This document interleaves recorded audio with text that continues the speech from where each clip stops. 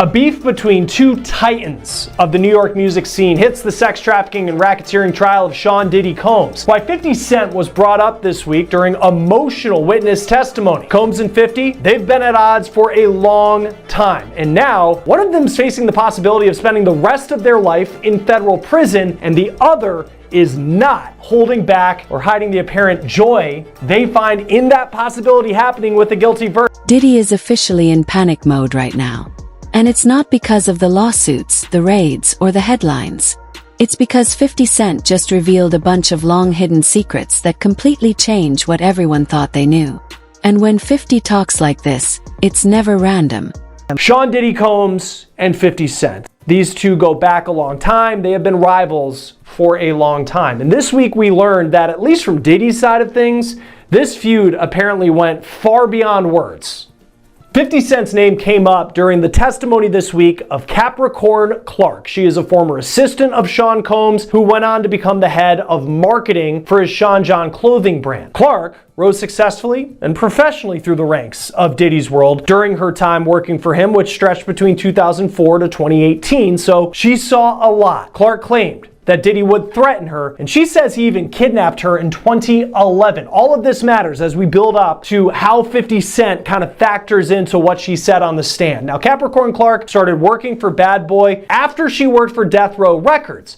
Now, that's surprising, since Death Row was ran by perhaps Diddy's most hated enemy, Suge Knight. Clark said that one of her good friends had a baby with Suge Knight, and that's how she knew him. And in perhaps the most shocking story from her testimony, Clark claimed that shortly after she started working for Diddy, Diddy and his security guards took her to Central Park after dark, and Diddy said, quote, "He told me he didn't know that I had anything to do with Suge Knight, and if anything happened, he would have to kill me." It is an allegation that paints Combs as someone who is ready to take a life. But as Capricorn Clark's testimony continued, she brought up another rival of Sean Diddy Combs and another allegation that he made an ominous threat of violence. Clark testified, when working for Diddy, they went to a press event at MTV and 50 Cent was there. And just wait until you hear what she says Diddy told 50's manager. 50 Cent's real name is Curtis Jackson. He rose to fame in the early 2000s. You might remember songs like In the Club. You might remember that he was the leader of the rap group G Unit. Now, 50 grew up in Jamaica, Queens, New York. Diddy, also a New York native. He was born in Harlem, grew up in Mount Vernon, New York, just about 20 miles away. And even though they both had success in music, they both rose to fame representing the city of New York and the rap scene there, they have been longtime rivals. In 2006, 50 Cent released a diss track about Diddy. So almost 20 years ago. This goes back a long way. And in that diss track, he says, quote, "Who shot Biggie Smalls? We don't get 'em. They gon' kill us all. Man, Puffy know who hit that expletive. Man, that expletive soft." Now, 50 is accusing Combs there of knowing who killed his friend, the notorious B.I.G. Christopher Wallace. Wallace and Puffy were incredibly close, but Wallace was shot and killed in a drive-by shooting in Los Angeles in 1997, and no one has ever been charged for pulling the trigger. This all happened during really the height of the East Coast-West Coast rap rivalry of the 90s, which involved Suge Knight, who we mentioned earlier. 50 Cent has also accused Diddy of orchestrating the murder of death row rapper Tupac Shakur, who died in 1996 in a Las Vegas drive-by shooting. This is Dwayne Keefe D. Davis. He was arrested in September 2023, and he is the only person facing charges related to Tupac's murder. But 50 Cent has continued to push the allegation that Sean Combs either knows something or did something for Tupac to end up dead, though Diddy has denied that. But in a 2023 Instagram post, 50 wrote, "Damn, so Pac got lined by brother love, LOL, time to lawyer up, expletive might get sticky," with a pic of Suge Knight in a car with Tupac. Diddy, who has a lot of names, Puff Daddy, Puffy, Puff, and brother love is one of those other names. Now, from Diddy's side of things, again, he's denied having anything to do with Tupac's murder, and he's also denied having anything to do with Christopher Wallace's death, and he's denied. This isn't trolling, and it definitely isn't accidental. This is calculated. This is personal. And it's the moment Diddy has always feared, because 50 isn't exposing rumors. He's exposing history. History that Hollywood worked hard to bury. History that connects Diddy to things far darker than anyone outside the inner circle ever understood. And now that everything is crashing down, 50 is basically saying, I warned y'all. You just weren't listening. The truth is, 50 has been hinting at these secrets for years. The suspicious parties, the strange setups, the people who went in confident and came out traumatized, the careers that suddenly collapsed after getting too close to Diddy's circle, the whispers within the industry that everyone heard but nobody dared repeat out loud. Back then, people brushed 50 off. They said he was hating. They said he was trolling. They said he was exaggerating. But now that the lawsuits are stacking up, now that the feds are raiding mansions coast to coast, now that former insiders are flipping left and right, it all hits differently. Publicly having issues with 50 Cent. Here's what Combs said when he was asked about a beef with 50 in a 2018 interview with the radio show The Breakfast Club, Power 105.1 FM. Hey, yo, I don't have no beef with I don't know why. With Fifth. He loves me. He loves me. Do y'all really can't have see a it? beef? I mean, y'all can't see it. No, we can't see it. Y'all can't man. see that he loves me? But see, you really think that's hate? If you look at 50's social media, you can see he has a lot of posts about Diddy. And this is what he posted the day that federal agents in Miami raided Combs' mansion ahead of his arrest on the charges that he's now on trial for. 50 Cent posted on X, now it's not Diddy do it, it's Diddy done. They don't come like that unless they got a case. 50 Cent also included a link to his G-Unit clothing brand in that post. While Diddy in the Breakfast Club clip said that 50 Cent actually loves him and there was never a beef, on the stand this week, Capricorn Clark said otherwise. Clark said that she was at this press event at MTV with Diddy and 50 Cent was also there, all of this happening in New York. Clark said, quote, after the interview wrapped up, myself, Puff, and Chris Lighty got in the elevator. Clark said that Lighty was an entertainment manager who, on paper, was managing Diddy at the time, but was also 50 Cent's manager at the time. Prosecutors asked Clark what happened in the elevator, and she said, quote, Puff told Chris, because they were having some sort of issue, like, I really don't like all the back and forth. I don't do that. I like guns. The prosecutor then asked, what's the issue with an individual? And Clark responded, he had an issue with 50 Cent. She said Combs was very serious when he said that. In this case, it has become common to hear testimony from witnesses about alleged threats by Diddy. In fact, several witnesses have said that Diddy regularly threatened to fire people, to beat people, like his former girlfriend Cassie Ventura, and in this case, making a threat involving firearms to settle a dispute per the testimony of someone who was one of his closest associates for more than a decade. Invoking gun violence and some sort of veiled threat, that could be scary for some, but apparently not 50 Cent.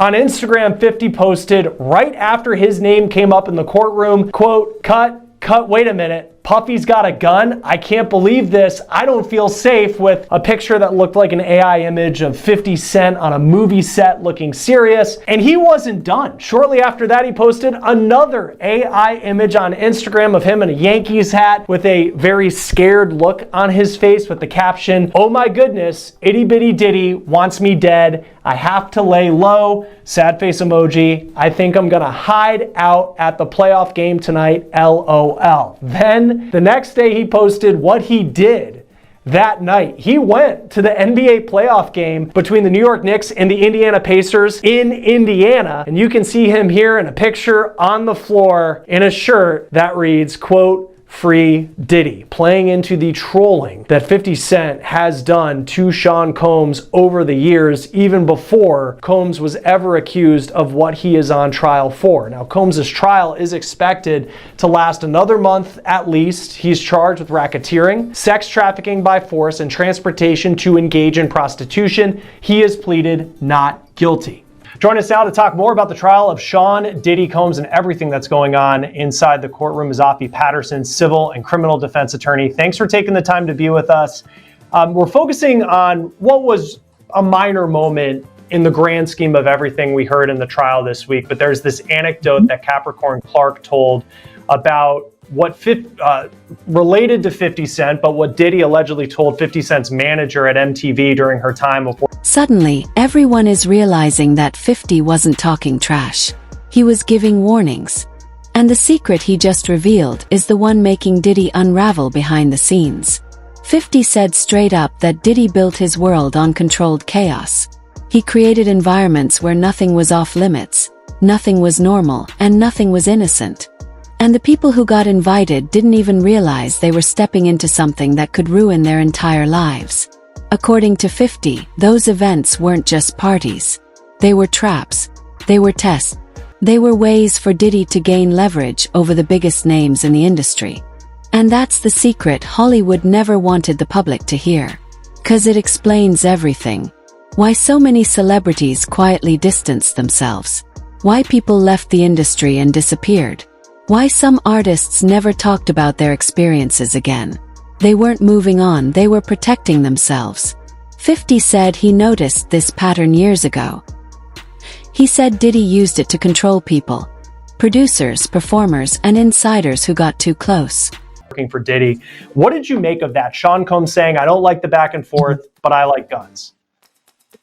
I think it goes to the overall case. They've been saying that Diddy was a dangerous guy. If he made a threat, he could back it up. And I do recall reading that she said that his demeanor was very, very serious. And knowing his history, his violent history, knowing about the beef between Biggie and Tupac, I think that it probably frightened her. And I think that just again, her knowing about his violence, his propensity for violence, his behavior with her, his behavior with Cassie, his behavior with other employees, he's just continually reinforcing that violence. So I think it was a really good moment for the government. Yeah, it's just, and it seems like there are these little moments along the way where there are some celebrity names that pop up. This case, it was 50 Cent.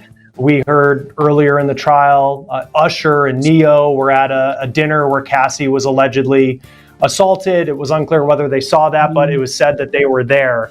As far as the history of 50 Cent and Diddy, do we know how it started? I know that 50 Cent had a diss track, I think around 2006, claiming that Sean Combs knew who killed Biggie Smalls, but is there a particular incident that happened that made 50 Cent just seem to really start to come at Sean Combs? I don't know what's ground zero for them. I've seen, interviews that 50 has given saying that it's all business with them. I know they both have alcohol lines, and I know, they're both from New York. I think 50 is maybe from Queens and Diddy is from Harlem. I don't know what their ground zero is, but I know that since this all came out, 50 has not stopped. He's been taunting Diddy online. You, of course, know about the documentary. I believe it got picked up by Netflix, and he is supposedly donating the proceeds to victims of domestic violence. Diddy has had his knee on his neck and his foot to the gas on Diddy for a while. But again, I don't know where it started. Yeah, I mean, 50 Cent, for many people, if it was ever, there was an anecdote that came out that someone had said, oh, I like guns when talking about a back and forth, it might scare you. 50 Cent was at the Knicks-Pacers game in Indiana with a Free Diddy t-shirt on, sitting courtside the next day. It's different. It was, yeah, it was different. I look back, and we aired a bit kind of leading into this interview, a clip from The Breakfast Club. It was 2018, and Diddy was on the show, and they asked about the issues that he had with 50 Cent. And he said, there's no issues. I love him. He loves me. He was kind of joking about it. And then you hear these stories that come out, whether it's this one specifically about 50 Cent or just in general, the picture that's being painted by the government in this trial. For you, has kind of the image of Sean Combs and who you thought he was, has it changed during the course of what we've seen over the last couple of weeks? Certainly over the course of what we've seen, but I think I've seen an interview where 50 said, if you want to go nowhere, go to Diddy. If you're ready for your career to die, go to Diddy. It's long been rumored that Diddy didn't necessarily treat his artists properly, and if you look through his roster of artists, you'll see a lot of individuals whose careers probably started off really, really well, but they ended up with no money. That's long been the rumor. There've been rumors of abuse by Diddy toward Cassie and toward Kim. And now the truth is out. And nothing will ever be the same. The secrets 50 revealed have shaken the industry to its core, and everyone is watching to see what happens next. Don't miss a single update. Stay tuned, follow closely, and witness the fallout as it unfolds. This is just the beginning, and the story is far from over.